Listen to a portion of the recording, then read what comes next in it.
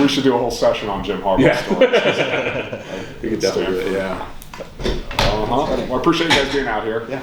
I don't have an opening salvo prepared, but I do want to say part of, and this is not, but part of what I really feel is like making sure people realize like Stanford football still exists and we're going somewhere, and getting people excited in the Bay about this, getting our folks excited. Like it's a real goal of mine and mission, because I got to be sort of on the receiving end of some of it, and just how awesome it was to feel like we were a real Bay Area school representing this place. So so I appreciate y'all coming out. I feel like I'm a traveling preacher, evangelizing, proselytizing, getting around. That's part of the job description now, is it not? It is. I just got to call Dion for some notes. No, you don't. So when you committed here as a player, like Stanford was not what you described, and obviously you guys were able to, with Jim and the player, were able to build. How do you do that again? Like, what's the process of getting back to where you guys were? Yeah, I think you're right. It is a question I think about a lot. What's the process? And really not getting back to where we were. I think certainly lessons to learn from that era, but getting to where we want to go now. Because college football is not analog to what it was in 2008, 10, 15, 16, 17, and we're well aware of that. And I, since I've joined and before that, I've seen enough change be affected to know, hey, there's alignment from the top of this university to making sure that this football thing has as good a chance to work as we can give it. That's why revenue shares happen, right? We're at the same table as everybody else at the same time. It's a big deal for us, and that's table stakes in college football. So the process for this working, alignment from administration, support, making this work. Obviously, we are a differentiated product, and I think we look out at the college football market, the whole ecosystem. We Stanford are still different, especially with our academic integrity and the values associated with it. And I know that there are incredibly bright kids out there that are also really good football players, and that this is the school for them, right? There are the Christian McCaffreys, the Bryce Loves, the Toby Gerhards, the Shermans, the Michael Thompsons. They're out there. We need to make sure we're getting an incredibly high yield on those kids. So alignment from the university, a talented roster. To me, those are the starting points of a process for getting this. Oh, thanks, Maddie. For getting back rolling and winning, and the direction that I'm seeing, at least from us, is that we're absolutely heading in the right way. Like we got transfers in a transfer portal to Stanford. Yeah. We got 12 of them in the winter portal, right? That's massive, because there's also folks who left, right? And stabilizing a roster and improving a roster and giving Coach Taylor and our staff an opportunity to work with the best, brightest, toughest kids in this country. So it's a long-winded answer to the process part of it.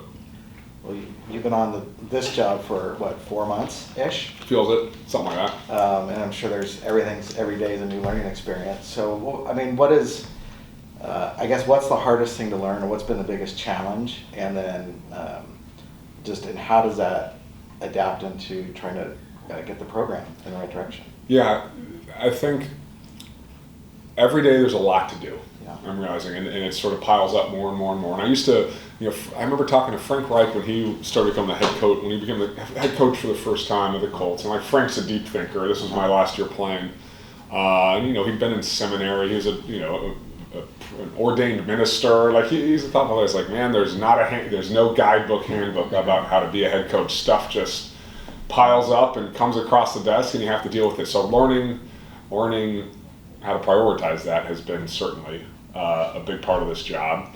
Learning to rely on others, and that's by my nature. I think I love football in large part because it was a team sport, and I totally believe in teammates getting together to make something happen. I feel like we've got a great group up there, but prioritizing, how do I best spend my time to help this football team, right? Or help move this football team forward. And look, there's fundraising is a part of that, spreading the message is a part of that, relationships with players is a part of that, creating optimal conditions for our coaching staff to succeed is a part of that. Negotiations is the new part of this in college sports that matters significantly. Does that, like, in terms of, like, does that cross over with compliance? Because you have to, like, do you have to follow the same, I guess, recruiting rules like coaches do? Like, are you able to? I am a non-coach, so the rules are different. But but still calling recruits on the phone, talking to them. Like, I'm not out on the road recruiting. I'm not a coach. The NCAA rules don't allow that. Right. So yeah, compliance and understanding the NCAA, which like is still a relevant body, even though in terms of like the rules, even though it's even though it's we are where we are today.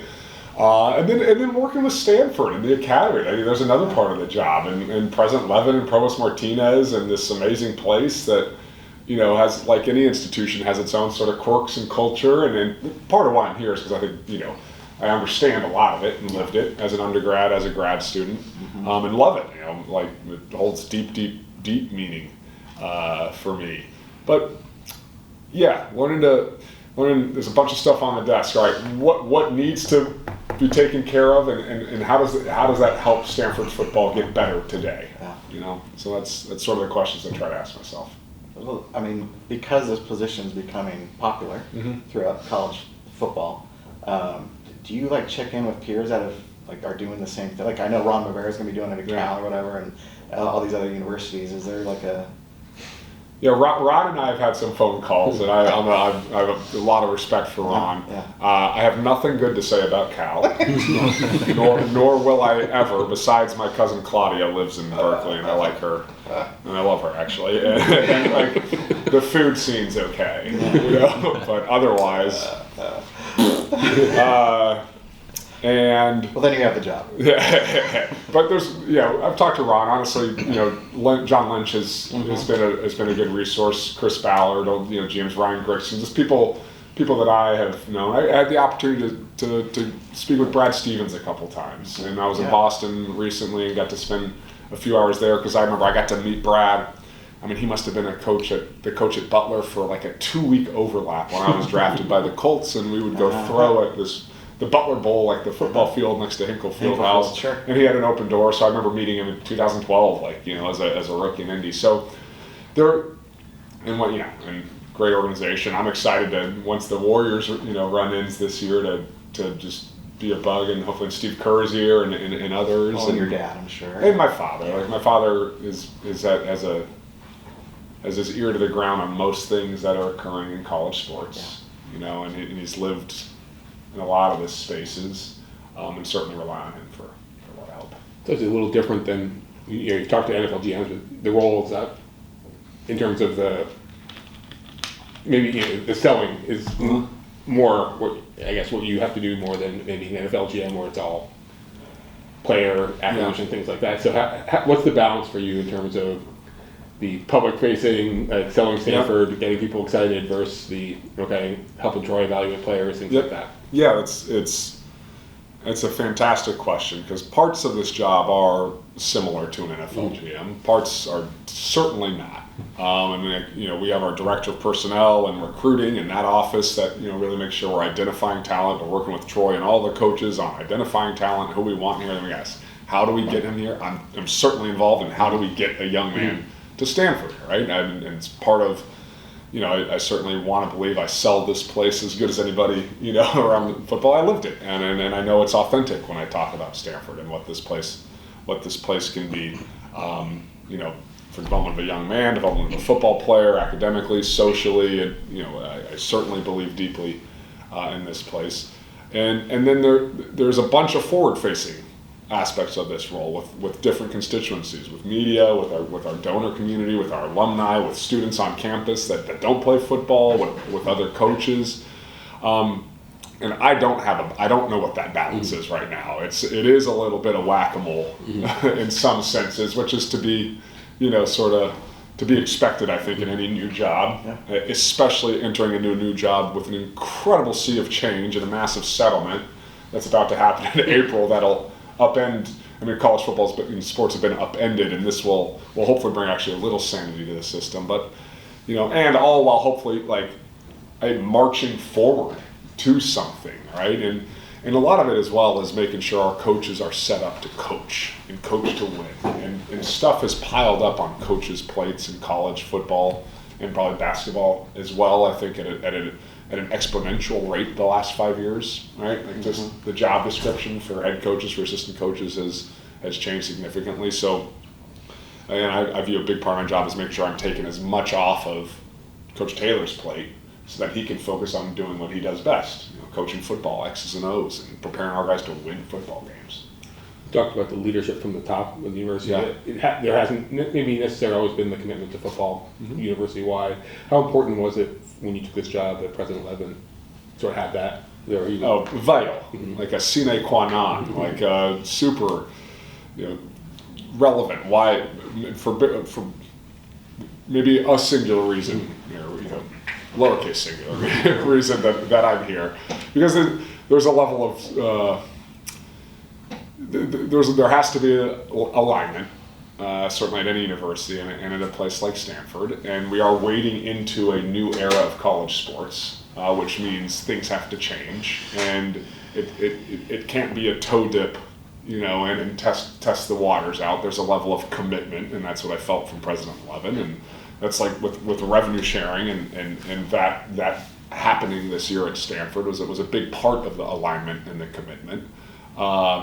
And I think President Levin's then trusted me to help with the football team make sure that we are operating in this new world and to a certain degree a new model of college sports, but in a way that still resonates deeply with who this university is and our commitment to student athletes. And I wouldn't do this at any other place, and I've got a lot of respect for a bunch of other institutions, but I'm really excited to see how we can continue to differentiate ourselves by holding on to student athlete and having the financial sort of equation enter into the picture as well, and holding all of that in an appropriate tension and balance. But we may be the only school. I'm not may. I know we're the only school. Our kids still apply to school here. They still write 5 essays, right? Our transfer students, our high school students. There's an incredible. The bar to get into this place is incredibly high. We expect a lot from our football players. Like Alec Iomanner, who's running out here later today. He's a 3.96 in computer science right now. And he might be a top round draft pick in the NFL. Like this is the place for those types of young men and really develop them in a holistic way. I think when you were going into your pro day, was it 2012? Yeah. I think there was 125 scouts here. Yeah. So, is that like your dream scenario to make this a marquee showcase again for the top Stanford athletes? Absolutely. And look, we had at one point this year 35 guys in the NFL, or 34, and I think really sort of settled at 25. And I'm there's talented guys still playing in the NFL, right? And certainly Christian McCaffrey, Michael Wilson, Zach Ertz, guys like that at the top of the list, Solomon Thomas. And yes, what was so intriguing to me about Stanford and what I know I think we can be better at is I wanted to come to Stanford. Jim Plunkett came here, John Elway came here, right? And I came here and I learned about Frankie Albert and others that there's a Steve Stenstrom, Todd Husak, there's a Chad Hutchinson. There was a quarterback history here where I knew I could come and develop if I was good enough. Yeah. But I had the chance to be an NFL quarterback, playing at the highest level of college football, and I knew I was also going to the best school in the world, this incredible place that was gonna bring people from all over the world together, and meet interesting people, and they whoa, that's like a world-class violinist, and I like to play football, and there's someone who's studying some absurd thing, and someone invented a company, right? And you're in a dorm together. It's totally unique. It doesn't exist. That this model really doesn't exist anywhere else in the world. And I certainly lived knowing we can win football and develop as football players here. And yes, that is the vision, that we got 125 scouts out there because we've got really, really talented guys. Right. And that those guys have developed, and kicked ass on the football field and are, fulfilled academically and have been pushed and grown and meet the most interesting people in the world and, hopefully leave this place better versions of themselves than they came in. which I feel like I need to scratch, and working with others as well. And I realized after I stopped playing football that nothing good was going to come out of trying to search for a total package of teammate and intensity like that. That was awesome. I got to live it. Very grateful for it. Unique, but I know there's aspects that I wanted to draw out from that. Coaching at Pally was one of them. Being around those high school guys was awesome, fantastic, and the coaches. Being back here, feeling teammates with our staff, supporting our coaches, being around a team and young men and feeling that energy, it is fantastic. It's not the same as playing, nor did I expect it to be. But I do love working together to push Stanford football, to push for this university. That's been a fun part. I'll try and frame a question out of this, because I'm thinking a lot of things. There's a lot of interesting things you're saying. I was heartened by the fact that President Levin, who I just met once in passing long ago, it's not like prior presidents. He seemed to have something internal about football, some desire. And so the question I'm framing in my mind is, metrics or deliverables that he has for your role and for Stanford football. You mentioned sort of short term, which makes sense to me. I mean, your period was the golden era, and for those of us that have been here a few decades and have sort of seen this, but can you provide a window into what Professor Levin is looking? I mean, obviously it's a great student athlete experience, roster stability. What those are? We have to win. And he's been very explicit about that. He wants to win, right? There's a competitor in him, and that's part of, I think, the Stanford ethos that I love hearing. I love hearing from a president that wants to win. I mean, I've texted him on weekends, and he's like, "Did you see that game winner against North Carolina, Jalen?" But he's watching our teams play. He values the value of high-end football winning, because there's all kinds of ancillary things. Absolutely. So I think at its ethos, competing in a commitment for excellence is a core part of this place, and I think President Levin looks at athletics writ large as well. I also think he acknowledges and knows that football holds this incredibly outsized space in the culture, psyche, the zeitgeist, whatever it is around sports. Right, it's the second most consumed product in media. It's just we have these deep allegiances that are intergenerational. There's these amazing American traditions, and it does in many ways typify what's unique about the college experience in this country. It's hard, you go to my European family members, trying to explain college football just doesn't really add up all the time, right? It's just unique and it's fun and it's awesome, and we compete at it. And we've played football here since, you should know this, 1892, March 14th of 1892 was the first big game. Right? That's 130, whatever it is, coming up on 134 years. It's a long, long history. We've won 2 national championships, right? And we had a couple breaks for the rugby years and World War II, like some others. But there's a history of playing football at the highest level, the highest division, conference, whatever that is here, that is about as old as the university itself. Maybe 6 months, 5 months after. I think October 1891 was the charter of Leland Stanford Junior University, something like that. I had a moment where I was last month where I was going to bed. I was like, "Oh smokes! I get to steward the program I love most." I saw my family and friends, and it's been around for 130 plus years. This is fantastic. And so I also know it's an incredibly important thread of the fabric of this university. And being successful. And being successful is incredibly important. Our goal, win a bowl game. We got to go out. We got to win a bowl game, right? That's been explicit. We're all with Coach Taylor, with our team.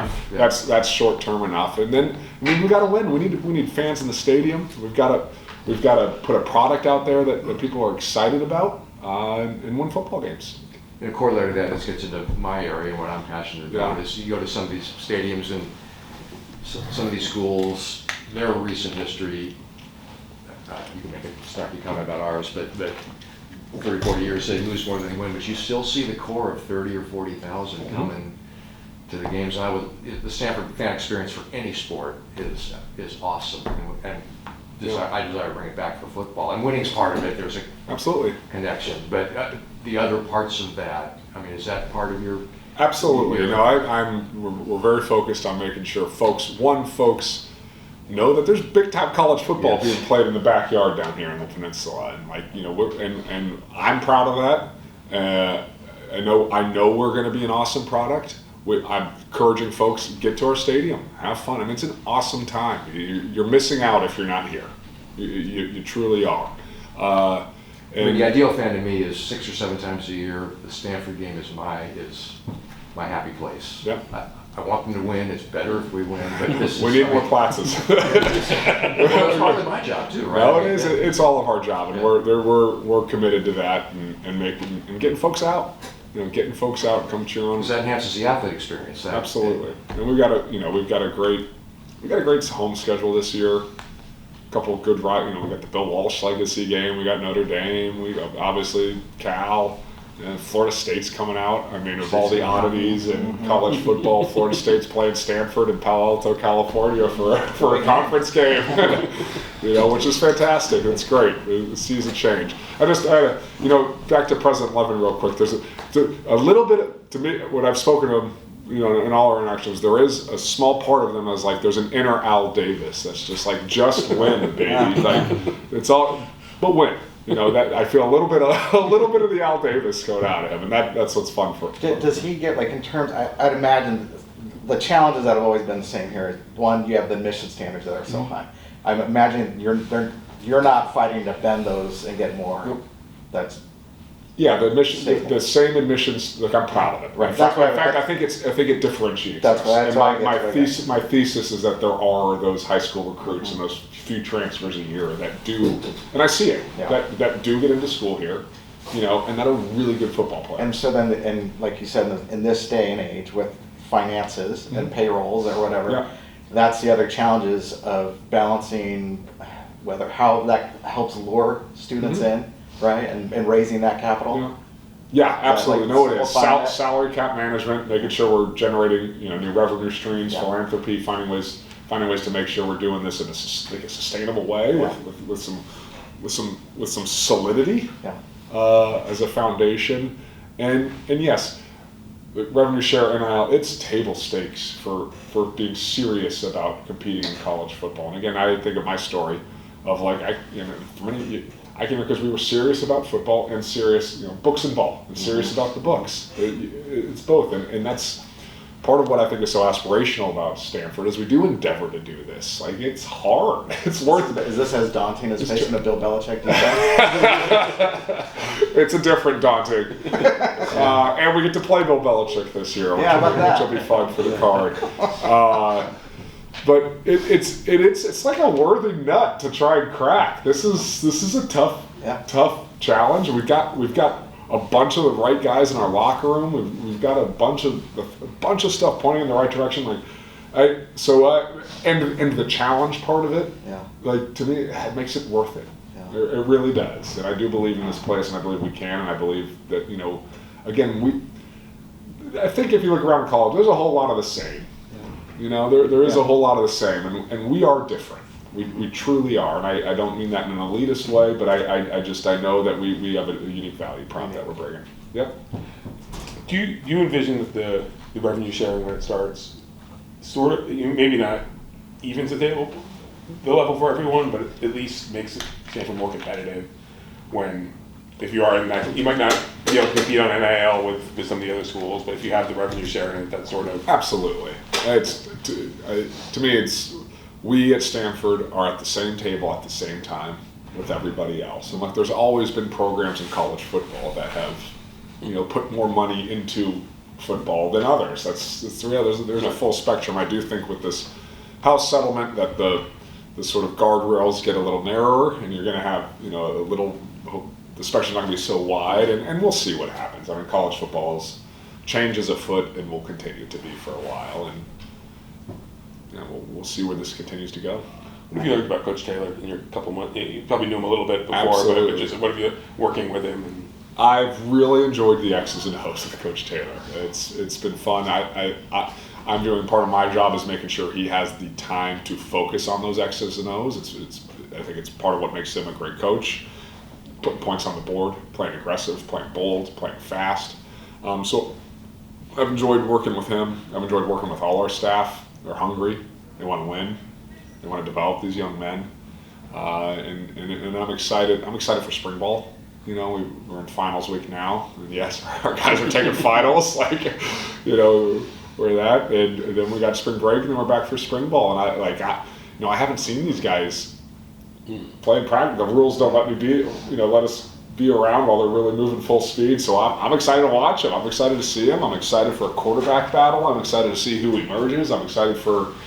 Can you expand on that since that's your specialty? I mean, I know they lost 2 quarterbacks in the transfer portal. Yeah. So what's the status now? Did you have to try to help lobby to get new ones in? No, we didn't. We didn't get any quarterbacks in the transfer. We feel great about the room we have. There's a real competition that's going to happen. I'm getting a little nostalgic about like 2009, the spring of 2009, and going into a QB battle with Tavita Pritchard. Yeah. You know, it was my great friend and who had an incredible year in Washington as quarterback coach, and just a fantastic dude. But I've shared with both, with all the guys, and in the last 2 I saw were Bear and Elijah, of just like, nothing brings the best out of you like a competition. I'm really excited to see, Miles and Charlie and Bear and Elijah step up. Someone's got to take it, right? True competition in the sense of the word. So you've done a lot of work in terms of bringing alumni back. Has that been necessary? Big focus. Bringing those Big guys focus and a whole lot more work to do. Mm-hmm. A whole lot more work. Part of me knows that this is going to work here at Stanford because the way our football alumni can engage and help in the sort of this is not a 4-year decision, it's a lifetime decision. How do we manifest a lifetime decision? I got so excited when I was a sophomore and I met Chad Hutchinson. He was pushing a stroller with his baby, and I was like, oh my God, that guy played NFL and baseball, this whole thing, and I got to meet this whole incredible network and group like Chris Dressel, who played tight end at Stanford and played with my dad on the Oilers for a while. I feel very much when we came back and I'm living here, there's a network and a community, especially of alumni, whether you played in the NFL or not, that took a vested interest in my well-being. And that is hugely important for players on our team now as they go through NFL careers or into other industries. We're making sure that our alums are emotionally, time, motion, mentorship, whatever it is, financially invested in where we're going. Yeah, and we're going to get there because of that in many ways. You've discussed some of the complexities that go into recruiting and kind of the evolution of recruiting. You've also talked about needing to put out a winner. What are some of the football character and traits that you still want to build a winner with and not just put those to the side because you have to win a recruiting class or something like that? How do you build a winner through that type of perspective? Yeah, well, toughness is important. I think this is not just a Stanford football thing, but as a Stanford athletics fan, I think patterns emerged over the last 15, 20 years that I've paid attention that the best Stanford teams are tough. They're really tough. They're tough coaches. They're tough players. That they embrace work. They don't look for the easy way out. And that's part of what made Coach Vanderveer so amazing. I think she was tough. Right? They did those little things with a level of toughness that does wear people down. I think of the football teams that I was on, and I know we were tough. And I know that wasn't just a mindset, that's something you earn. It's something you earn by sort of the daily little things that add up or subtract in a way. And so when I think of culture, winning culture, and toughness, I also think of how important our strength and conditioning program is. And we have an incredible coach, I think one of the best coaches in America. Ryan Dietrich is our head strength and conditioning coach. And he, I think he's just fantastic with having our guys grow and develop in the physical sense, but also in the emotional sense. Football's an emotional game. It's violent. There's a reason you only play it once a week, right? It's there's an old Hemingway quote about there's only 4 real sports in the world, and the rest are games. It was mountaineering, fishing, bullfighting, and auto racing, right? All things you could die at, basically. It's a game. But when folks ask about football, especially if they've not been around the game, I do explain I say game. It's more of a sport than a game. You don't basketball's an amazing thing. There's all these games, but football's can be a violent game, and it's an emotional game, and it takes it out of you. And you play once a week, so building an emotional toughness, a mental toughness, a psychological toughness. I think that's a big part of Ryan Dietrich's job, and he's doing a heck of a job of that. And if you're tough, I mean, you're going to take your lumps, right? You are, but bouncing back, having a learner's mentality. I mean, those are some of the things we're looking for in our team. Well, winner's mentality, expecting to win, not being satisfied with, again, trying to formulate a question here, but part of winning programs are players who demand of themselves, like the scorecard for them is, did we win this weekend, as opposed to other things. And I see Stanford toughness as more guys who are like, guys, this is our... Yeah, and we have those guys. I think it's Sam Roush and Colin Wright, sort of two leaders, two of the top leaders coming back that are absolutely wired that way, that are winners on the field, in the classroom, in the community, wherever they go. Physically, you seem like you're doing really well. Yeah, I get to ski and surf. I made it up to Pacific on Sunday. I got out and surfed on the 2-foot ankle slappers at Taco Bell. I feel all right. Yeah. And everybody knows the Pacific at Taco Bell. Oh, absolutely. Yeah. And your father of 2 daughters, is that Two correct? girls, 5 and 2. 5 and 2. And we have. Congrats. Yeah, if they want to get under my skin, they say they're rooting for Cal in the sport. Well, wait until one of your daughters goes to Cal. No, we're having a good time. This is my wife and I met here too. Yeah. She's a gymnast. So it's really. How long have you guys lived back here now? We moved back in 2022, the end of 2022. Yeah, and I did a master's program for a year there, and then we thought we'd be leaving, but we're not. Signed up. We're here. Well, I appreciate it, guys. Maybe Platts one more. Or... Yeah, I mean, the hard parts of the job. When you mentioned negotiation, in my mind, I'm conjuring agents of players or whatever, and then inevitable disagreements that you might have with Coach Taylor, whatever, just kind of how to handle those. I guess you're learning as you go. Oh yeah, absolutely. And of course, there's points of discussion. There's things from not just the head coach, but everybody. Like we do have differing opinions on things and have to get to sort of common ground on things. Negotiations, by nature, there's going to be a compromise, right? Like like in everything. That's so. Yes, there's absolutely parts of I think running an operation like this that not all. There's work to do to make sure we're all on the same page, right? And that's constant work, and it's part of it, and certainly part of the learning journey. A lot of human beings in the operation. Yeah, absolutely. What makes it fun? Big team. You don't get a throw today, do you? No, I'm not throwing. Alec didn't ask me. He asked Elijah. It would be too much on the internet if I was throwing. Good seeing you again. Thanks. Take care. I'll see you guys around. Yeah. Absolutely. Appreciate it.